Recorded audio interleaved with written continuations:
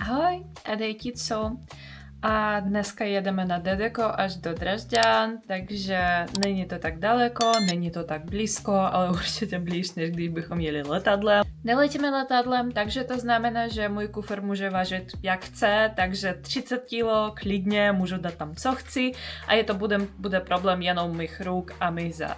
Jak vidíte, já už jsem udělala ten make-up, protože chceme jít až dneska, takže já jsem si ušetřila tak zhruba 2,5 hodiny na ten make-up. Můžu už dobalit věci, i když jsem všechno zbalila skoro všechno jsem zbalila včera, ale potřebuji tam dát nějaké drobnosti jako kosmetika, kterou jsem teďka používala a podobné věci. A mám pocit, že ale ještě nezačala se bavit. Tak uvidíme jako obvykle.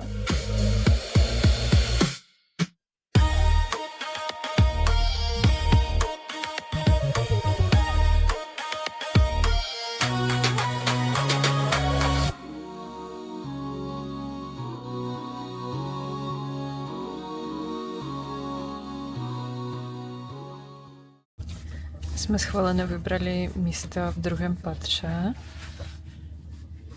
a máme tady super přehled, co se děje. Takže skoro jako bychom jeli svým autem. Použila jsem svou super silu, takže spala jsem skoro celou cestu a už asi za půl hodiny budeme v Drážďanech. Poprvé jedu autobusem a všichni mi říkali, že když jsme na hranicích, tak můžeme zůstat sedět v autobusu a tady přijde kontrola, ale nás všech vyhodili ven. A řeknu upřímně, není to květen, takže nebylo to moc příjemné, ale přežili jsme to. Stala se situace, že já jsem zapomněla na černý svetrik, protože dneska jsem Marin v té zimní formě a musela jsem běžet do New Yorkeru, který naštěstí je fakt za rohem. Přišla jsem do New Yorkeru, vybrala jsem svetrik, naštěstí je to asi i lepší, než jsem našla v Segači. A běžím na pokladnu a uvědomuji si, že zapomněla jsem na telefon, jako asi mám s sebou kartičku, jako kreditní kartičku, ale nepamatuju PIN kód. A PIN kód mám v telefonu v aplikaci, takže musela jsem běžet zpátky pro telefon. Vrátila jsem se, zaplatila a no, takže tak a zapomněla jsem na čoker. Ale dej mi čoker, prosím.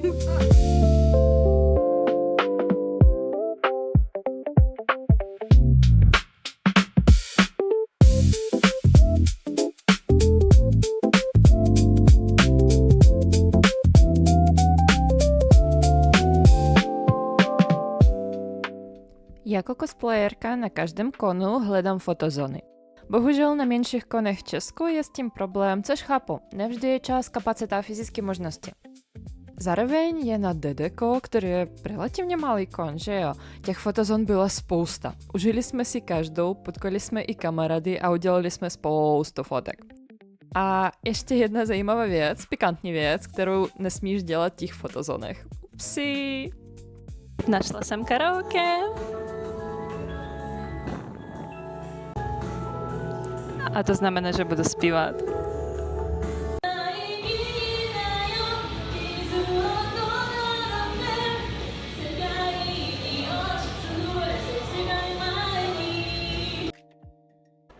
Měla jsem focení a byl strašně skvělý fotograf a fotky jsou úžasné.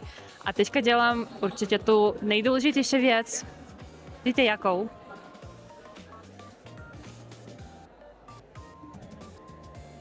Co se týče papaní, určitě to není manga Barcelona, na kterou budu vždycky vzpomínat, ale i přesto to tady bylo fajn. Bylo to strašně skvělé made kafe, které jsme si naprosto užili, protože nešlo jenom o jídle, ale i o zažitku. Celkově byl ten kon relativně velký, mnohem větší, než jsem očekávala od konu v Drážďanech. Takže pojďme se podívat.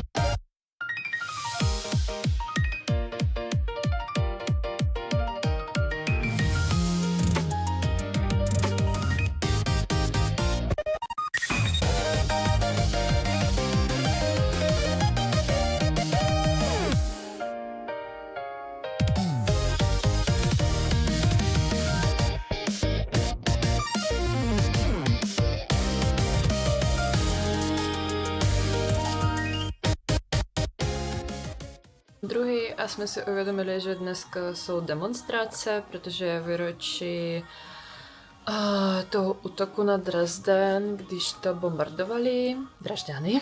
Trošku taková historická odbočka. Te demonstrace mají smutný původ v tom, že 13. až 15. února roku 1945 americké a britské letectvo bombardovalo Drážďany. Bylo téměř zničené a zahynulo mnoho lidí, včetně uprchlíků. Tu každý rok konají pietní akce, ale zároveň i takové demonstrace a protidemonstrace, kterých účastní se jako pravicové a neonacistické skupiny. Organizátoři nás proto varovali, centrum bylo částečně uzavřené, všude policie a omezený provoz. Upozorňovali také, že může docházet k obťažování, doporučovali se převlékat až na festivalu, pohybovat se ve větších skupinách. To opravdu stalo i našim kamarádům v cosplay, takže je fakt dobré být opatrný. Takže prý nejezdí tramvaje, prý nejezdí taxi, nebo taxi jezdí, ale za spoustu peněz, takže jsme si zvědaví, jak jsme dostaneme. Jako není to moc daleko, ale 40 minut pěšky já bych nedala v své obuvi, protože mám skoro letní obuv. Takže uvidíme, jak to dopadne. Druhý den byla cosplay soutěž, na kterou jsem se těšila. Pozvala jsem i své kamarády, domluvili jsme se, že tam potkáme, nakonec jsme se tam dostali jenom já a ještě jeden kamarád. Ostatní to nestihli a dveře už byly zavřené. Tak jsme si nachystali něco na papaní a pití a šli jsme se podívat na tu soutěž.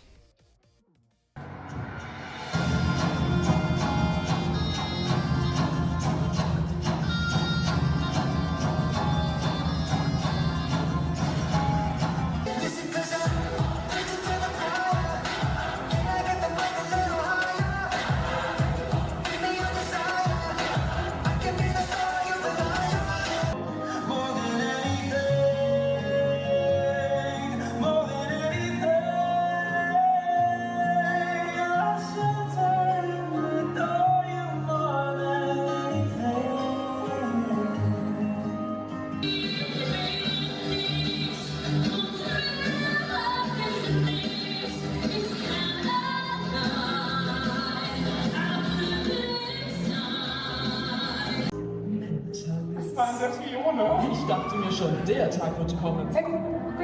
Indem du zweifelst, ich kann dich hier verstehen. Aber warte noch ab, du wirst sehen, Senku weißt nicht.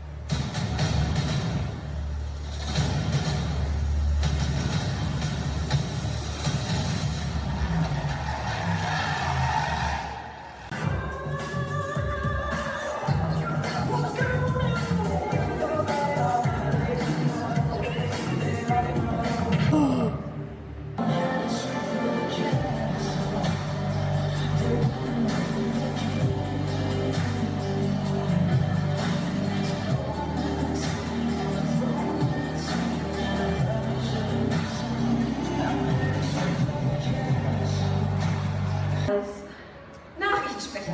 Genau, Nachrichtensprecher. Damit können Sie jetzt sogar die junge Generation erreichen. Checkst du? Das ist crazy. Aber da habe ich etwas Doubt, ne? Next!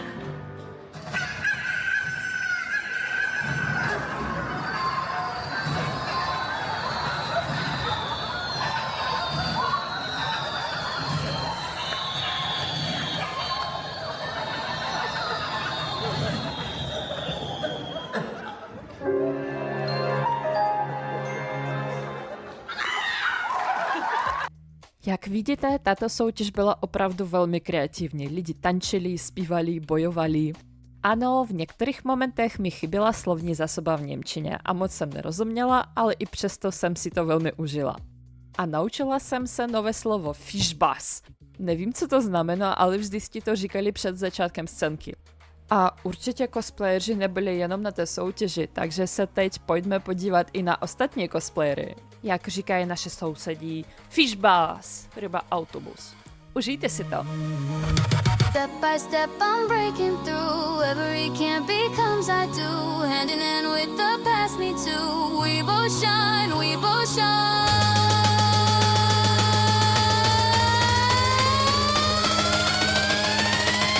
Level of my heart, I'm rising. Every little dream, little touching. Keep the ceiling, I'm rewiring. Oh, I'm glowing from the ground up. I'm flying.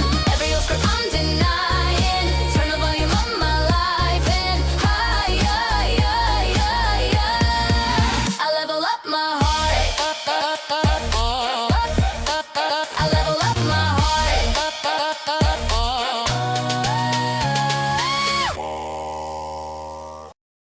Ještě jsem potkala autorku komiksu The Loving Reaper a byla jsem z toho úplně nadšená. Myslela jsem si, že je z Ameriky a že je tam, ale ne, je to vlastně naše sousedka. Ten komiks fakt miluju, takže pro mě to bylo úplně wow moment. Pokud jste ho ještě nečetli, určitě doporučuji. Nakonec jsme v hotelu. Nakonec jsme v hotelu a dělám masku, aby můj obličej nějak mohl fungovat. Bylo to strašně fajn, bylo to strašně skvělé a já bych určitě pak se vrátila příští rok. Jenom moje maska furt utíká. Jenom, prý je to každý rok té demonstrace a vypadá tak, že jde jako každý rok 13. až 14. Takže, uvidíme, jak to bude příště.